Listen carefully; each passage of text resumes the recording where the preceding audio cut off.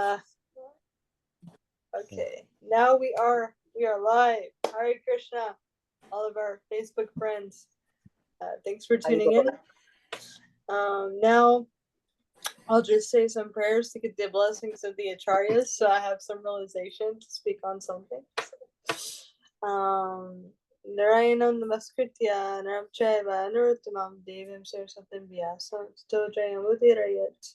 Nastapareshu Bhatreshu Nityam Bhagavati Sevaya Bhagavati Uttamashloke Bhaktir Bhavati Nishtaki Om Again Srinam Dasha Gananjana Shlakaya Chakshuru Militaminata Asva Shri Gurave Namah Shri Chaitanya Mano Vishram Stapitam Yana Bhutale Swayam Pakiramayam Didati Sva Vedantikam Bandeham Shri Guru Shri Yuta Parakamalam Shri Guru and Vaishnavam Shah Shri Rupam Savichatam Sahagana Raghunatham Vitam Tam Sajivam Sadvaitam Sadvaitam Prajna Sahitam Krishna Chaitanya Devam Shri Radha Krishna Padan Sahagana Lalita Shri Vikam Vitam Shah Hey Krishna Karuna Sindhu Dina Bandhu Chakapate Gopesha Gopika Kanta Radhikanta Namostade Tabda Kanchana Gorangi Radhe Vrindavaneshwari Vrishabhanu Sutadevi Pranamami Hari Priye Panchakalpatrubhya Shakri Vasundubhya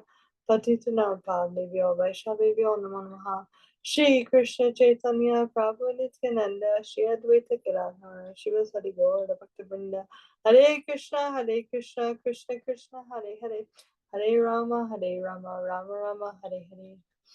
All right, so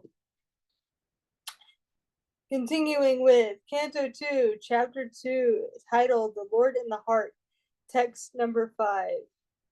So this verse is actually a continuation from the last verse that we spent the whole entire class on last week about basically about renunciation. So let's see here. Okay. Let me see if I get this meter right. Chiranikim patina santi dikshanti bhiksham naiva giriri para pritashratupi ashushyan ruda guha kim adito vati no pasanan kasma bhajanti kavayo danadur madanan. Bro, some heat the meter. All right, translation.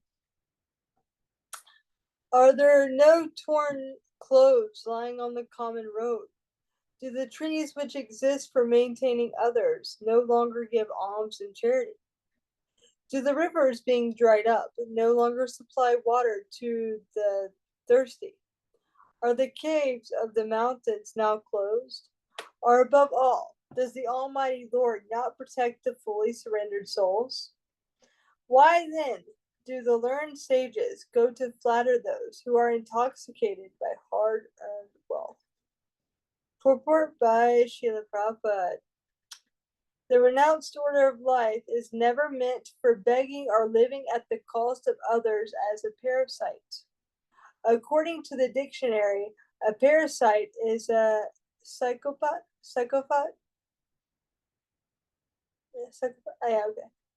Who lives at the cost of society without making any contributions to that society. The renounced order is meant for contributing something substantial to society and not depending on the earnings of the householders. On the contrary, acceptance of alms from the householders by a bona fide mendicant is an opportunity afforded by the saint for the tangible benefit of the donor. In the Sanatana Dharma institution, alms given to the mendicant is a part of the householder's duty, and it is advised in the scriptures that the householders should treat the mendicants as their family, children, and should provide them with food, clothing, etc. without being asked. Pseudo-mendicants, therefore, should not take advantage of the charitable disposition of the faithful householders. The first duty of a person in the renounced order of life is to contribute some literary work for the benefit of the human being in order to give him realized direction towards self-realization. Amongst other duties in the renounced order of life of Sri Sanatan, Sri Rupa, and the other Goswamis of Vrindavan, the foremost duty discharged by them was to hold learned discourses amongst themselves at Sevakunj Vrindavan, the spot where Sri Radha Damodar temple was established by Sri Jiva Goswami, and where the actual Samadhi tombs of Srila Rupa Goswami and Srila Jiva Goswami are laid. For the benefit of all in human society, they left behind them immense literatures of transcendental importance. Similarly, all the acharyas who voluntarily accepted the renounced order of life aimed at benefiting human society and not living a comfortable or irresponsible life at the cost of others. However, those who cannot give any contribution should not go to the householders for food, for such mendicants asking bread from the householders are an insult to the highest order. Shukadeva Goswami gave this warning especially for those mendicants who adopt this line of profession to solve their economic problems. Such mendicants are in abundance in the age of Kali. When a man becomes a mendicant willfully or by circumstances, he must be of firm faith and firm conviction that the Supreme Lord is the maintainer of all living beings everywhere in the universe. Why then would he neglect the maintenance of a surrendered soul who is 100% engaged in the service of the Lord? A common master looks to the necessities of his servant. So how much more would the all-powerful, all-opulent Supreme Lord look after the necessities of life for a fully surrendered soul? The general rule is that a mendicant devotee will accept a simple small loincloth without asking anyone to give it in charity. He simply salvages it from the rejected torn cloth thrown in the street. When he is hungry, he may go to a magnanimous tree which drops fruits, and when he is thirsty, he may drink water flowing from the river, although you probably shouldn't do that nowadays. He does not require to live in a comfortable house, but he should find a cave in the hills and not be afraid of jungle animals. Keeping faith in God, who lives in everyone's heart. The Lord may dictate to tigers and other jungle animals not to disturb his devotee. Haridas Thakur, a great devotee of Lord Chaitanya, used to live in such a cave, and by chance a great venomous snake was the co-partner of the cave.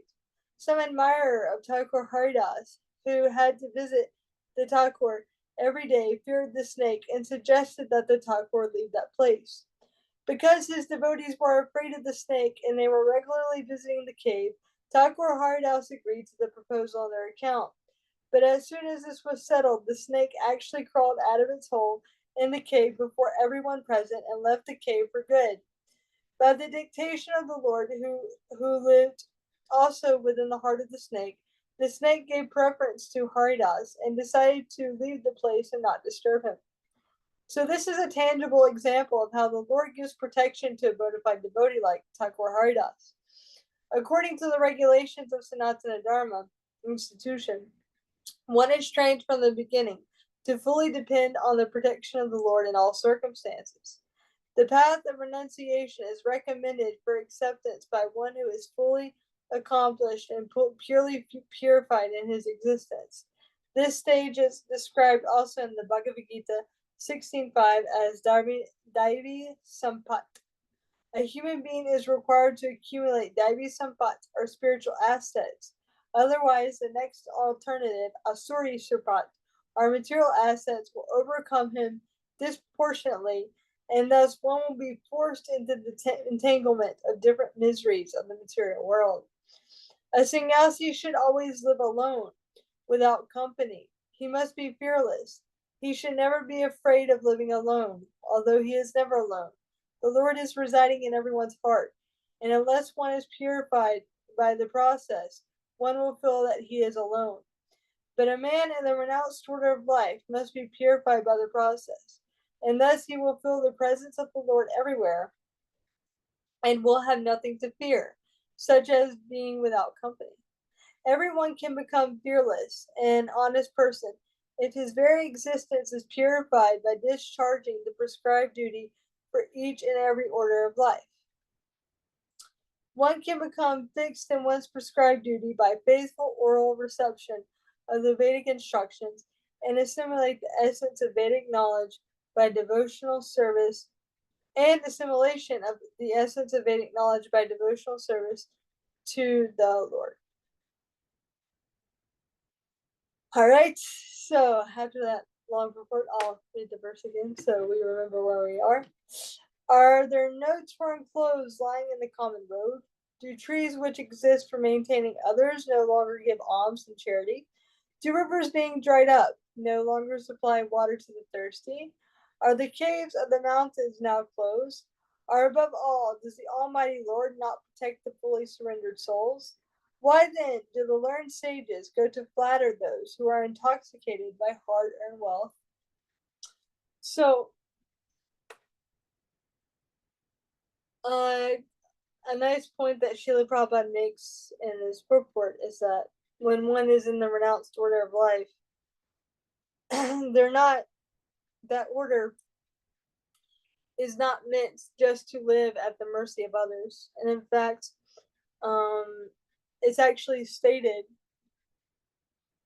either by Bhaktivinoda Thakur or elsewhere in the Srimad Bhagavatam, I'll have to look at it, that one should not be over dependent on the mercy of other people.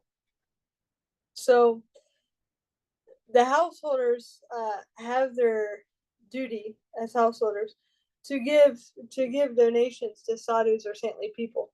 However, the sadhus or saintly people, they also have a duty to give Krishna consciousness to society.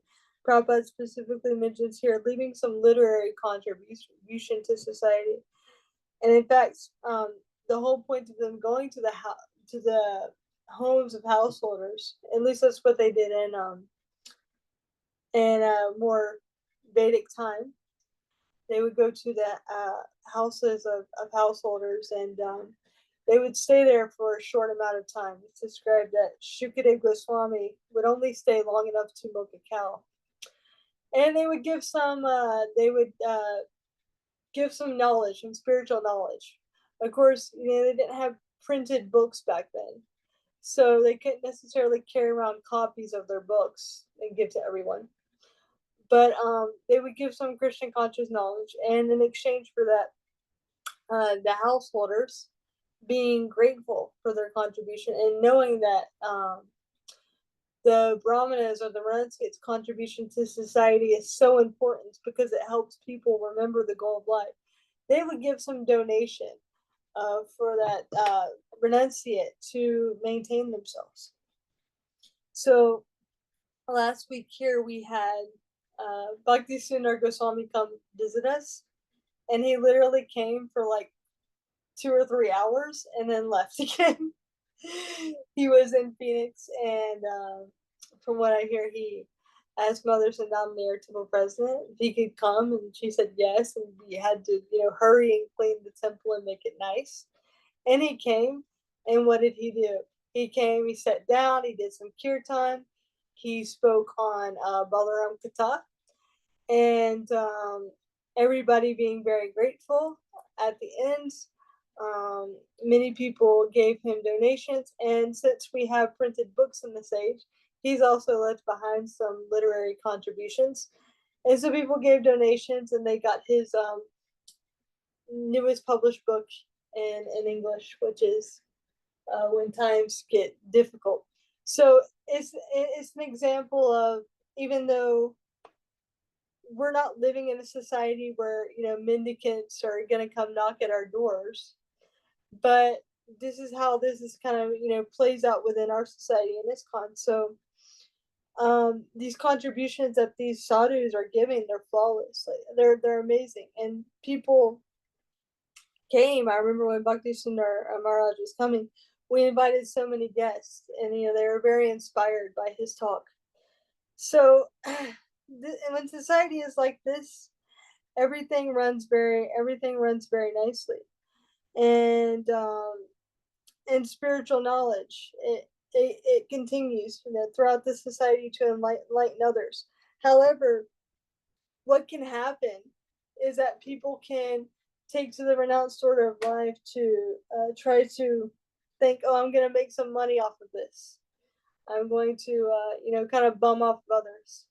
Like sometimes, and I'm what I'm about to say is a very generalized statement.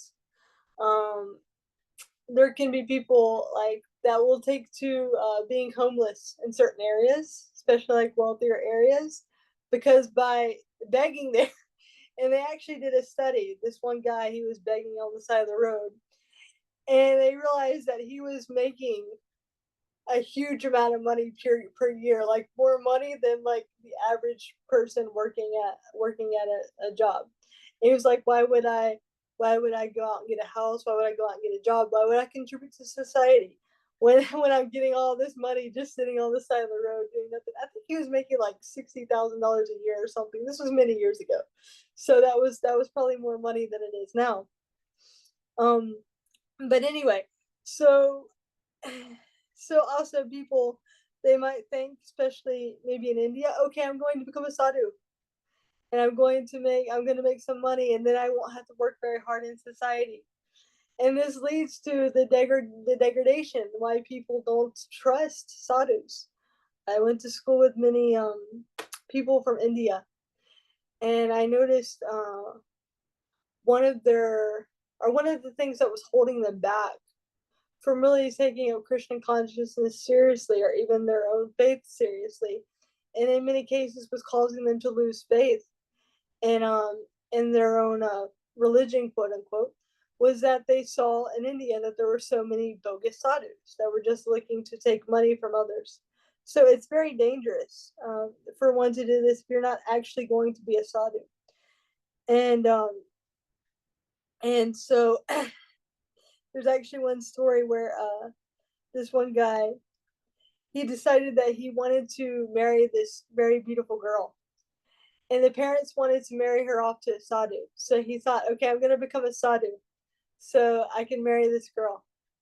And so he put on the sadhu clothes, and he sat down on the side of the road in India, wherever sadhus sit. And the parents came by and they saw him and they said, "Oh, we want to give you our daughter in marriage." And he said, "Oh yes," and he's thinking, "Okay, now I got this beautiful girl."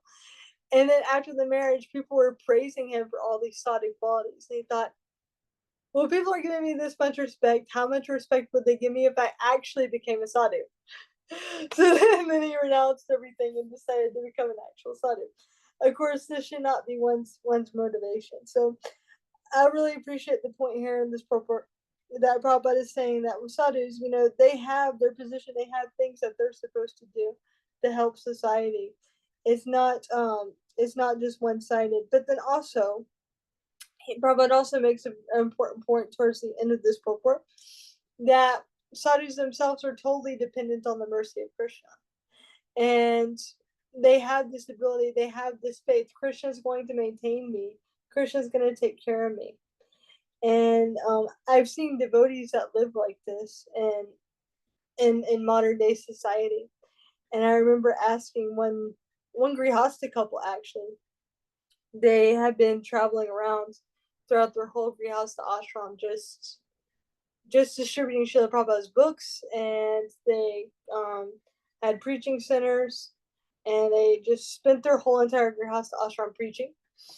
And so I asked the wife, the Mataji, about maintenance, because I remember I told her, my family's saying if I give my life to this Krishna consciousness, that Krishna won't maintain me. And she said, no, that's not true. Krishna will always maintain you. But it's when you think you need more than you actually need, that's when you get into anxiety. So she was telling me from her experience, Krishna's always maintained them, giving them what they need. But often people think they need more than what they actually need. And Malati Devi, when I asked her about going to London with Mukunda and Yamuna and her husband Shamasundar and her daughter Saraswati, I was amazed at this story, because especially with her, because she had this young child and they went to London with nothing. They actually borrowed money to get into London, and then they had to send it back. Yeah. And so They literally had nothing with them, and they're going to this other country, to try to spread Krishna consciousness. And so I asked her one time at a Vaishnavi retreat, you know, were you kind of worried, like what were you going to do for your maintenance, especially, having this kid? I think a lot of, women would be like, oh, how are we going to maintain the child, feed the child? And she told me the same thing. She said, Krishna will always take care of you, but it's when you think you need more than you actually need, that's when you'll have anxiety. So this is just some practical examples that I've seen, by observing devotees in modern day. And I wanted to bring this up because, we don't live in this time where people really respect renunciates or are going to give donations to renunciates. But it's just examples of how when one surrenders everything to Krishna, Krishna actually maintains them. And, we see in the case of the first devotees that went to London, they were very successful. They met the Beatles, they met George Harrison. And really, when they met George Harrison, and, the movement really started to take off from there because he was a very, famous personality in this time. And so we see that, Krishna rewarded them, greatly for their surrender. Krishna says in Bhagavad Gita, as all surrender unto me, I reward them accordingly. And there's this stance in the Jagannathastakam that Jagannath gives his mercy to those who feel themselves fallen and feel they have no other shelter but him. So therefore, Jagannath Swami Nayana Pathagami Bhavatu, may the Lord Jagannath be the constant object of my vision. So these things that it's saying in Bhagavatam, these aren't just nice things, but it's actually true. When one has that faith, when one has that full dependence that Krishna will maintain me, take care of me if I devote myself fully, it's actually true. And these are just a couple examples I can give. There's many other examples of like devotees weren't sure how they were going to pay rent, and rent showed up.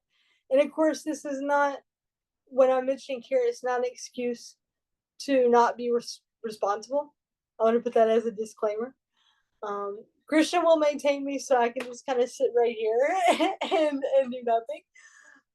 But it shows though that we have to endeavor like things depend on us, and pray like things fully depend on Krishna, because ultimately they depend on Krishna. And these devotees that I just mentioned, they were fully dependent on Krishna, but they were also working. They were also endeavoring. You can read Chasing Rhinos with the Swami. You can read what is this book I just read? Let me find it. When the Sun Shines is another really good book about the start of the Hare Krishna movement in London. And you can see that they were going through struggles and they were having to work like anything. They weren't just sitting in some hostel somewhere waiting for Krishna to do something. But anyway, these were just some realizations that I had on the purports. And maybe you guys also got some realizations as well. So.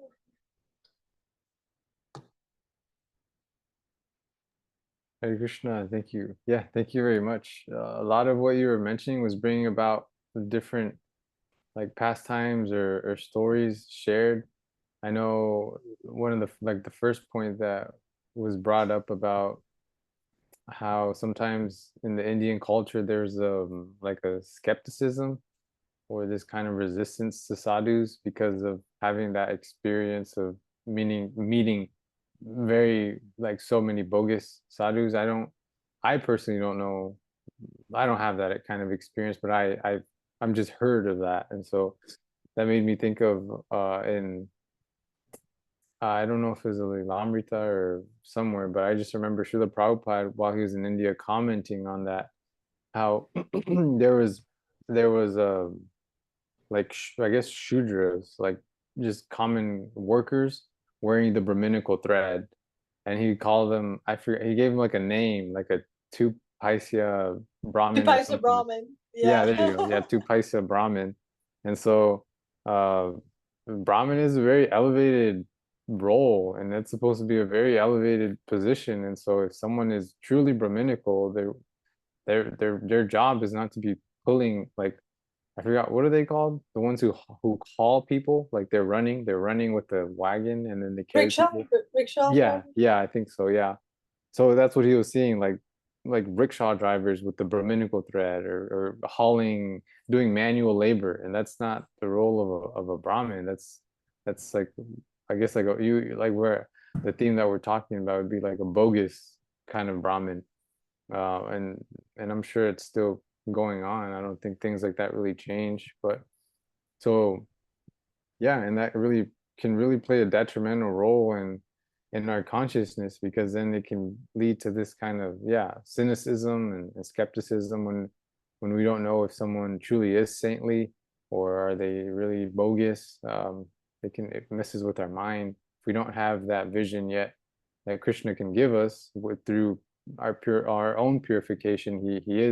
He does reveal, because yeah, the real sadhus are very, very dear to Krishna, and so he doesn't just reveal that vision to anyone. It's not like anyone and everyone is able to have that vision, because so many people, even Srila Prabhupada, so many people met Srila Prabhupada, and then nothing really came about of it. They didn't have that vision. Krishna didn't grant them that vision of someone saintly, of a real saint walking amongst everyone else. So that point struck me. And then something else too was the story with Haridas Thakur and the snake. Another story that reminded me of another story with His Grace Pankajangri Prabhu, the head pujari of Lord Nrsingadev in Mayapur, who left his body some years ago. But Yeah, I think like 2 years ago. yeah, I think something like that. Yeah, but he was giving a class at the Bhaktivedanta Manor, speaking on Lord Nrsingadev pastimes, like um, not common, like current, I guess, like current pastimes with Lord Nrsingadev, like happening very recently. And he was sharing one story of a personal story where it had stormed, or there was like the monsoon season, or something, but for whatever reason there was the temple was flooded with water. There was so much water that it was up to like Lord Nrsingadev's feet, or a little bit below his feet. So when you would go inside the altar, he'd be waist deep in water offering the arti. And when he'd be offering the arti, he'd have to have like a table which he would float on the water, and that's where he would put all the Lord Nrsingadev's paraphernalia for the arti. And while he was doing his arti, I think he said multiple times, this black snake, like this big snake, would come to the arti, and the snake, and he's waist deep, and the snake is swimming, and this big snake is swimming in the water. And so Pankaj Prabhu is just commenting how he's offering, but he's kind of like, keeping his eye on the snake too. And he was noticing, and the snake it was actually circumambulating Lord Nrsingadev, but on the opposite side. So I think we show our right side, right? I think we go we go clockwise when we're circumambulating. Yeah, I'm we go right. clockwise. When we're circumambulating, we go clockwise. Yeah. So then he Because said, clockwise is getting blessings, and I think someone told me counterclockwise is like you're giving away or something. But oh, clockwise is you're getting, yeah. well, he said that the snake was going counterclockwise. So it was actually, the snake was going the opposite direction. So it would come and and and be offering, circumambulating Lord Nrsingadev in the opposite way. But yeah, but Pankaj Prabhu, he was just saying, like, I was just, why in the arti he was just praying and praying and praying to Lord Nrsingadev that the snake wouldn't bite him, because it would just kind of pass right by him. And then at one point the head just dipped under the water and he couldn't even see it anymore. And he's still just there. And he said that was the quickest arti he'd ever done, and he just got his things, and then he left. But nothing happened to him. Lord Nrsingadev protected him, like we're reading here with Haridas Thakur, that Lord Nrsingadev, that Krishna is in the heart. And so if we have that kind of faith, or at least if we're just continuing and sticking to our duty, or our service, then Krishna will help us, and he'll protect us. And so yeah, there's another story that I haven't read yet. It's the what's it called? The bread. Salted Bread. It's Yeah. a Yeah, I haven't read it yet, but I just know this is kind of like the theme of it, the whole, that's that level of surrender and being tortured and really being uh tested. But when a devotee holds firm, then yeah, Krishna really reciprocates, really takes care of us. And sometimes taking care of us doesn't always look like we survive we live to tell the tale. Sometimes taking care of us is Krishna wanting to take us out and bring us to a new life or a new body or a whole new situation. Um, there's one there's one devotee who asked Srila Prabhupada, where are you going after this life? Or like, where do you intend to go after this? And Srila Prabhupada told him that he'd be going to the lower planets to preach. So, so yeah, I don't remember where. I have to find the quote, but I just remember that. I just remember reading that. So Yeah, those are, I remember yeah. that as well. It's also it's in Proper Memories. Oh, okay. Yeah. I don't know, Yamuna, if you wanted to add anything. Yes, of course. Hare Krishna. Wow, this is a verse of questions. And as far as I can see, there's basically three kinds of questions here. The first question, then these questions in the center, and then the last question. And the very first question: are there no torn clothes lying on the common road? This I'm sorry to say, because I always see the connections between different religions. This reminds me so much of Judaism, because in Judaism, when a person is mourning, if somebody dies in their family, or if they're in some kind of crisis and very emotional, they will actually rip their clothing. They will actually tear their clothing to show everybody, oh, this is why I'm suffering so much, or this is what my life is. So this is the first kind of question here, is that why why are you not taking this seriously? Okay, why are you not taking this seriously? Okay, then we get a bulk of questions in the center, which are kind of like, you can boil them down into one question: don't things just continue to follow their natural rules and their natural ways of being? You know, this is like, isn't this, do the trees which exist for maintaining others no longer give alms and charity? Like, of course, don't you believe that things keep going the way they're supposed to be going? If a tree is giving alms and charity, will it not continue to do so? Will the rivers being dried up no longer supply water to the thirsty? I mean, in other words, wake up. Come on, everybody. These are obvious things. These questions in the center, it's like, these questions are what proves to us, that God's existence, because they take a natural, like, cause and effect type thing. Are the caves of the mountains now closed? Or above all, does the Almighty Lord not protect the fully surrendered souls? I mean, aren't we here worshiping the Lord, expecting, maybe we're not supposed to expect anything, but don't, hasn't the Lord promised to take care of those of us who are, rendering homage to the Lord, who are recognizing the Lord? And I mean, are these not all, are these truths not self-evident? to quote from the American Constitution. And then we get to the last question, which is, why then do the learned sages go to flatter those who are intoxicated by hard-earned wealth? So in other words, if all of these things are so self-evident and so easily understood, then why do these sages that understand these things still go to flatter those who are intoxicated by their hard-earned wealth?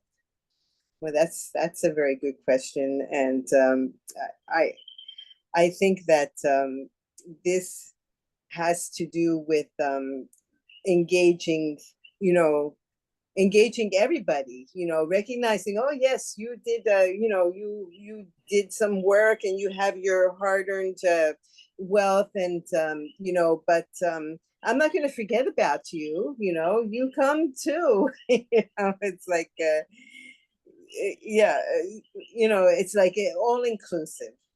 This is all obvious and all inclusive, and why is it not recognized, universally by everybody? Here we are, explaining the obvious, explaining something that should be understood, and not only understood but felt. This feeling about tearing the clothes because you're feeling something so strongly. Okay? So you have to pardon me if I don't quote so much from Sastra, but these are the impressions that I got out of text number 5. And if there are any other comments, or maybe Bhaktivich wants to join us, Hare Krishna, I will stop now. Hare Krishna. Hare Krishna, thank you, Yamuna. That's actually really good insight. I didn't know that about the Jews and the tearing the clothes, and then and then comparing that to why aren't we taking this seriously? It's I really like how you were reading into that, and how the trees giving alms, the rivers giving water, everything's following its natural course. So then why would these sages still go to these people and flatter them for their wealth? It's also like saying everything is already there. Krishna's giving you everything you need to maintain yourself. So anyway, Dr. Rich, would you like to make any comments? Well, first of all, I'm sorry I'm late tonight, and I apologize to everybody. And I just I had a hard time concentrating on what was going on, but it was interesting to me too that Yamuna Devidasi said about the Jewish ripping their clothing. I was brought up Jewish. Didn't have a traditional Jewish upbringing, but I know some of the things according to the principles of Judaism. I just I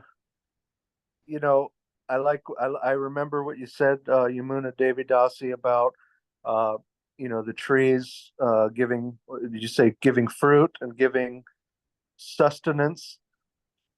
Even though that's not to me that's a big deal, because it reinforces that no matter how bad you are off materially, Krishna is still finding a way to provide food and shelter for us. So that I never get tired of hearing those types of things. Thank you. All right. Would someone like to go on to text 6? Yeah, I can read it. Yeah. All right. Okay.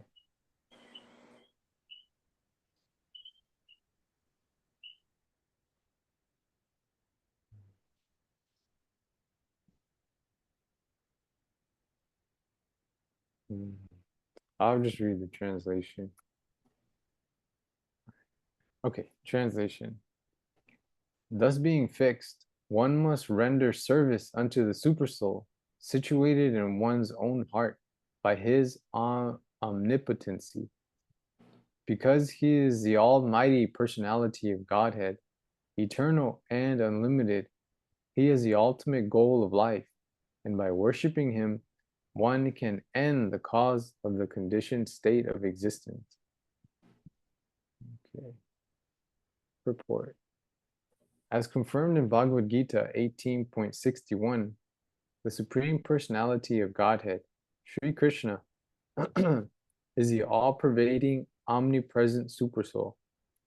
Therefore, one who is a yogi can worship only him because he is the substance and not illusion. Every living creature is engaging in the service of something else.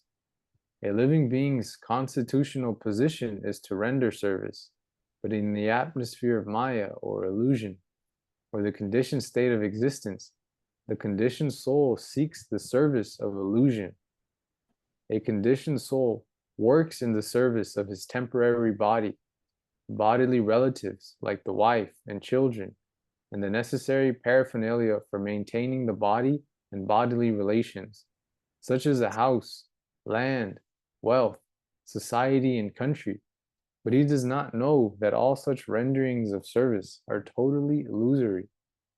As we have discussed many times before, this material world is itself an illusion, like a mirage in the desert. In the desert, there is an illusion of water, and the foolish animals become entrapped by such an illusion and run after water in the desert, although there is no water at all. But because there is no water in the desert, one does not conclude there is no water at all. The intelligent person knows well that there is certainly water, water in the seas and oceans, but such vast reservoirs of water are far, far away from the desert. One should therefore search for water in the vicinity of seas and oceans, and not in the desert. Every one of us is searching after real happiness in life, namely eternal life, eternal or unlimited knowledge, and unending blissful life. But foolish people who have no knowledge of the substance search after the reality of life in the illusion. This material body does not endure eternally, and everything in relation with this temporary body, such as the wife, children, society, and country, also changes along with the change of body. This is called samsara, or repetition of birth, death, old age, and disease. We would like to find a solution for all these problems of life, but we do not know the way. Herein, it is suggested that anyone who wants to make an end to these miseries of life, namely repetition of birth, death, disease, and old age, must take to this process of worshiping the Supreme Lord and not others, as it is also ultimately suggested in the Bhagavad Gita 18.65. If we at all want to end the cause of our conditioned life, we must take to the worship of Lord Sri Krishna, who is present in everyone's heart by his natural affection for all living beings, who are actually the parts and parcels of the Lord. 18.61. The baby in the lap of his mother is naturally attached to the mother, and the mother is attached to the child. But when the child grows up and becomes overwhelmed by circumstances, he gradually becomes detached from the mother. Although the mother always expects some sort of service from the grown-up child and is equally affectionate toward her child, even though the child is forgetful. Similarly, because we are all part and parcel of the Lord is always affectionate to us, and he always tries to get us back home, back to Godhead. But we, the conditioned souls, do not care for him and run instead after the illusory bodily connections. We must therefore extricate ourselves from all illusory connections of the world and seek reunion with the Lord, trying to render service unto him because he is the ultimate truth. Actually, we are hanking after him as the child seeks the mother. And to search out the Supreme Personality of Godhead, we need not go anywhere else, because the Lord is within our hearts. This does not suggest, however, that we should not go to the places of worship, namely the temples, churches, and mosques. Such holy places of worship are also occupied by the Lord, because the Lord is omnipresent. For the common man, these holy places are centers of learning about the science of God.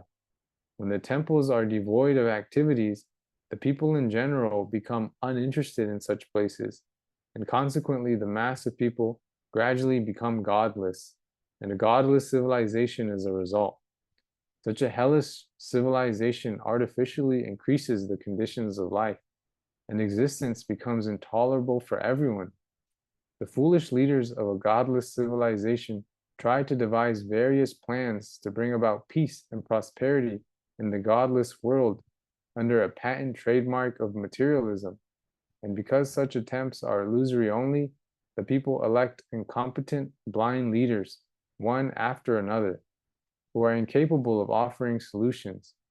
If we want at all to end this anomaly of a godless civilization, we must follow the principles of revealed scriptures like the Srimad Bhagavatam, and follow the instruction of a person like Sri Sukadeva Goswami, who has no attraction for material gain.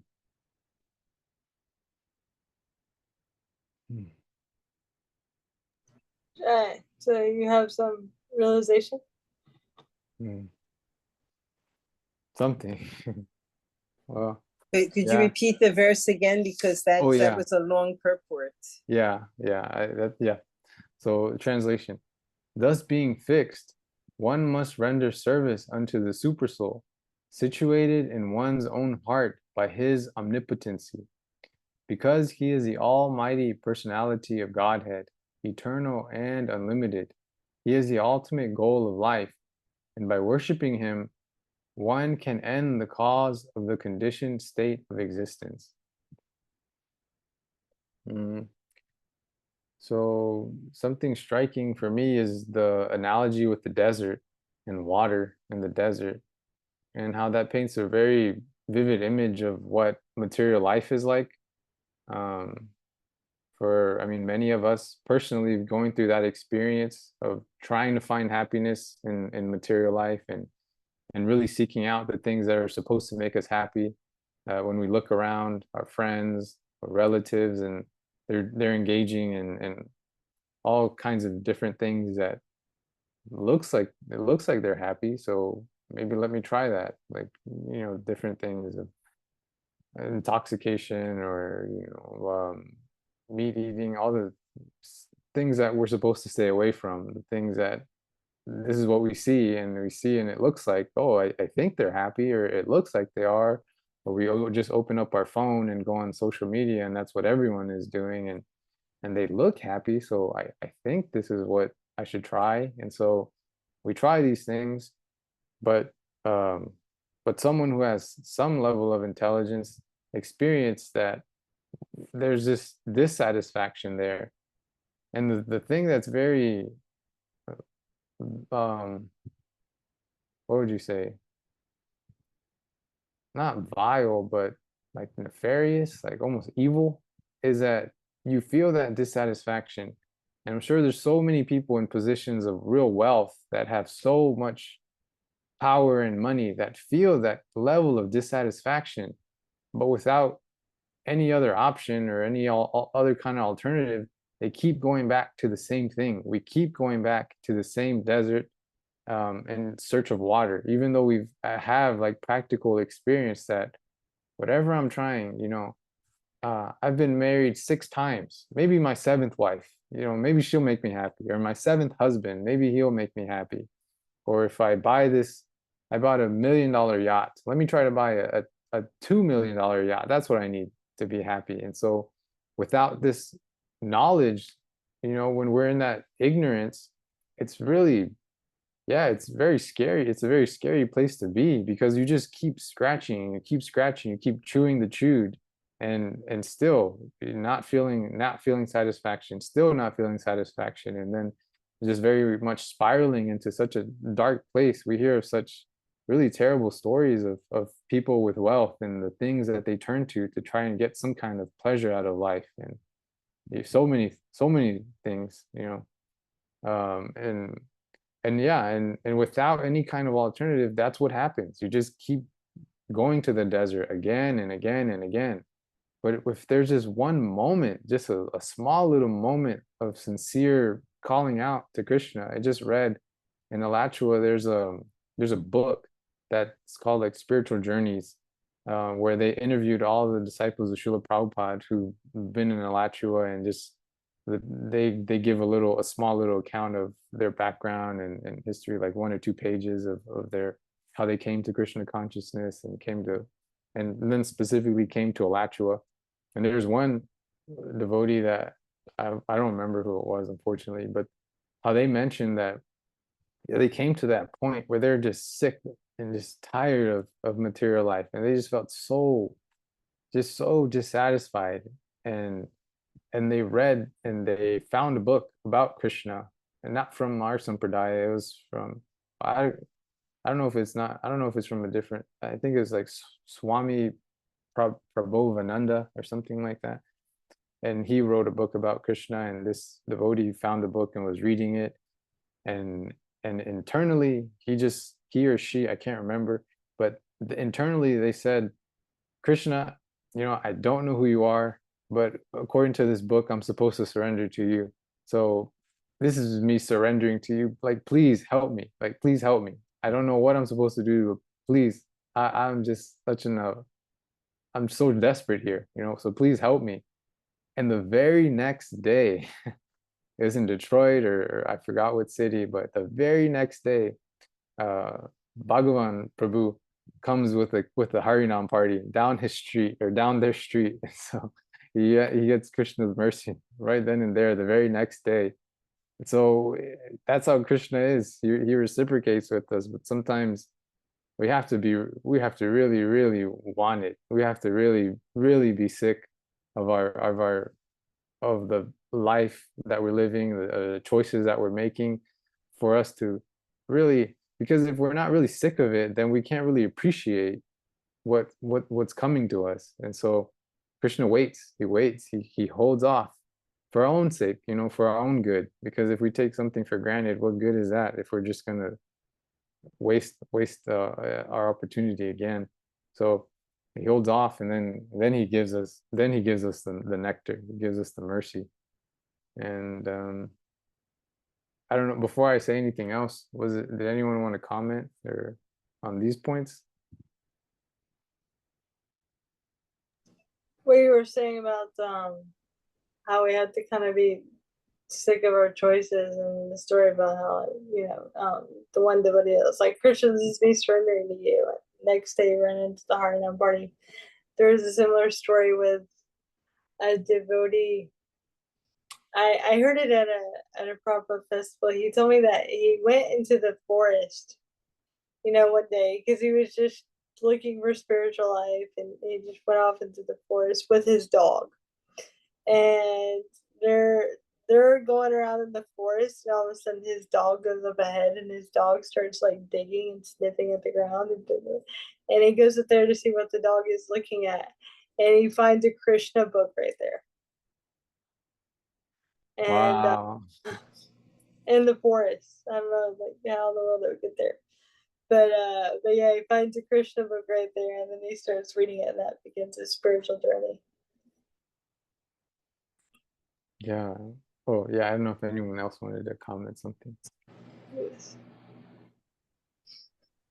Yeah, I could make a comment, because it seems to me like this text is a little bit more of a continuation of the other text. Like, these things are self-evident, and if things are this simple, just recognize, the Supreme Lord and his omnipotency, and that he is the ultimate goal of life, and by worshiping him, one can end the cause of the conditioned state of existence. Well, this is so obvious. So why are we such rascals? I'm surprised that that Prabhupada didn't use the word rascal in this purport anywhere, because even knowing this, we go on following after the material life too. We know this, and say, oh yes, this is, well, that's all we need to do. But meanwhile, and we even like to put on the show that this is the way we are, because this is what we are, this is what we preach, this is what we do. But at the same time, we're imperfect, we're still rascals, trying to get away with, that cup of ice cream, or that you know what I mean, that pleasure somehow in the material world,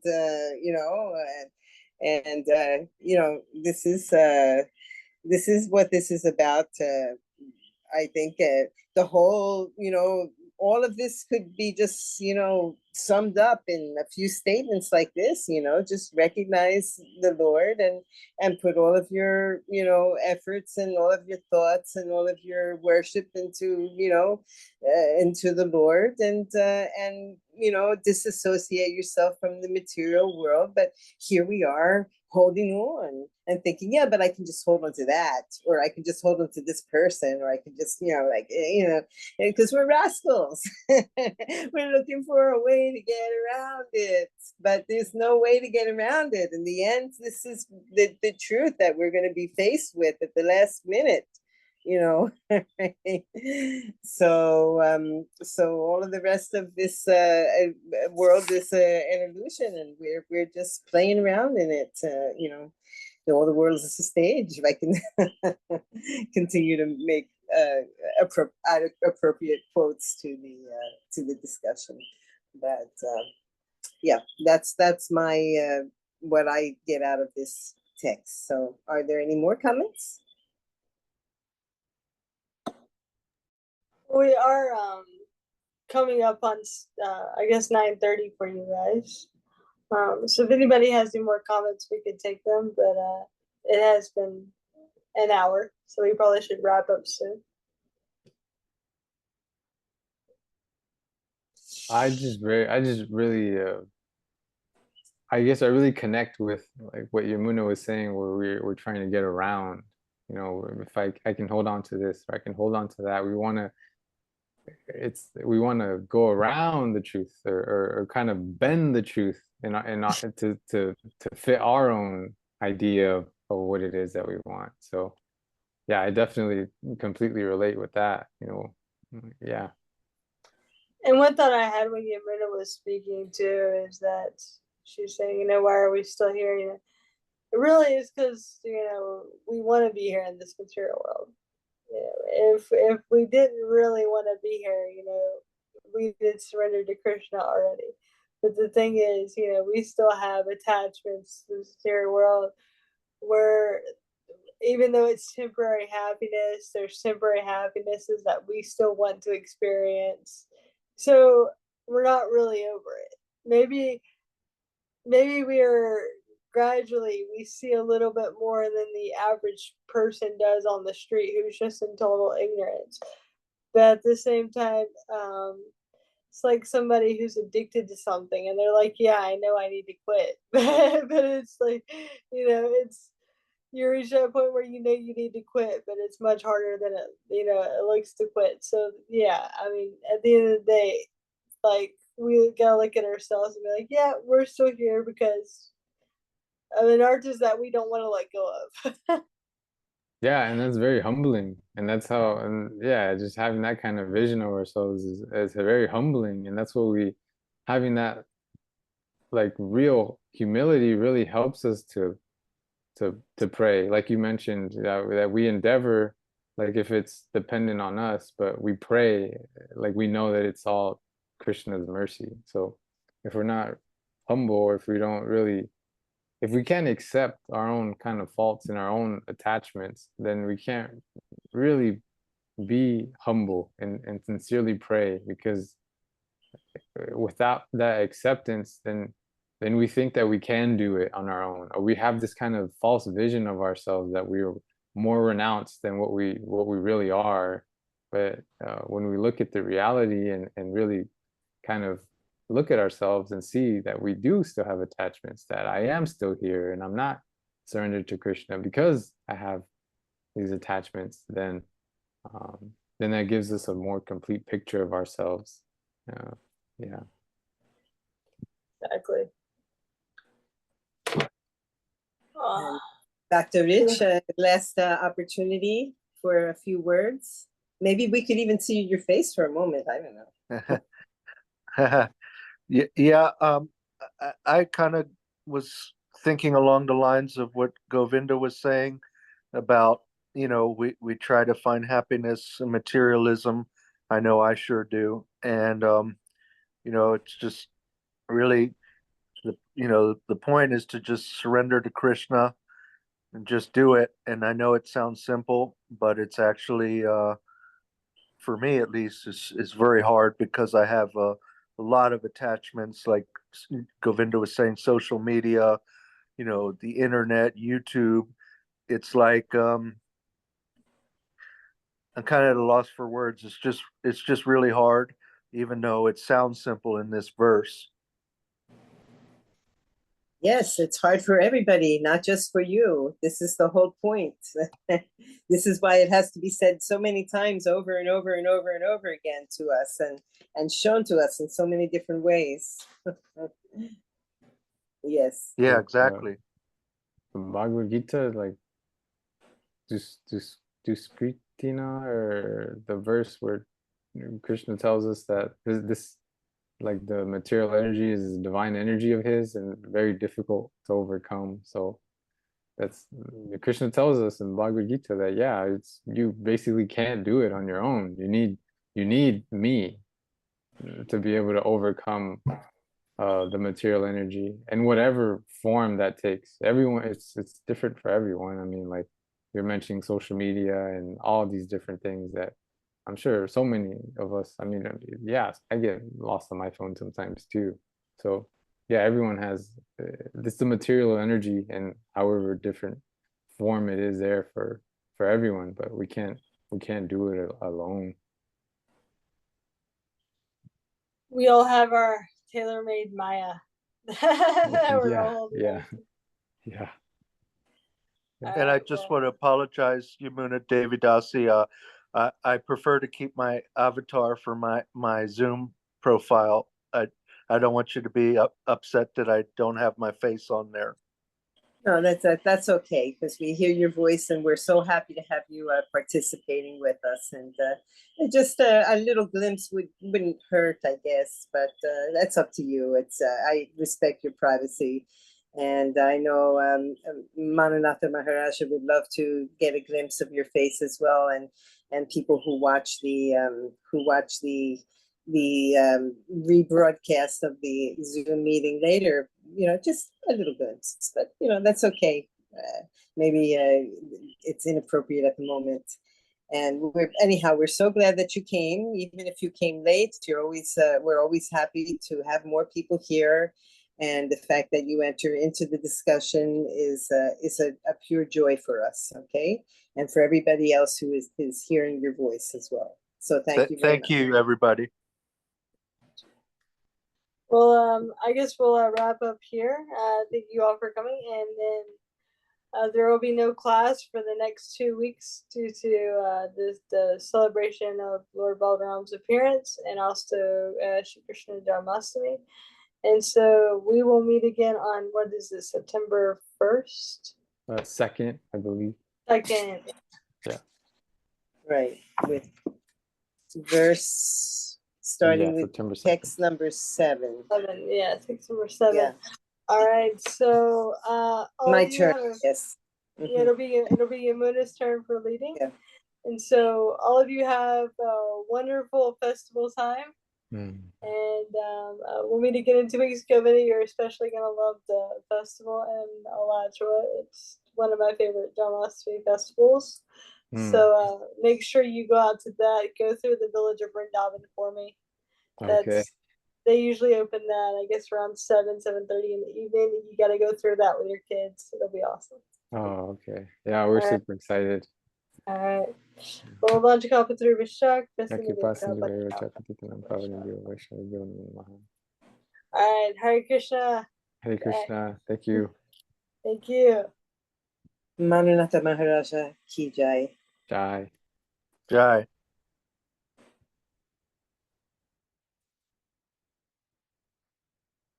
How do I get out here? This way?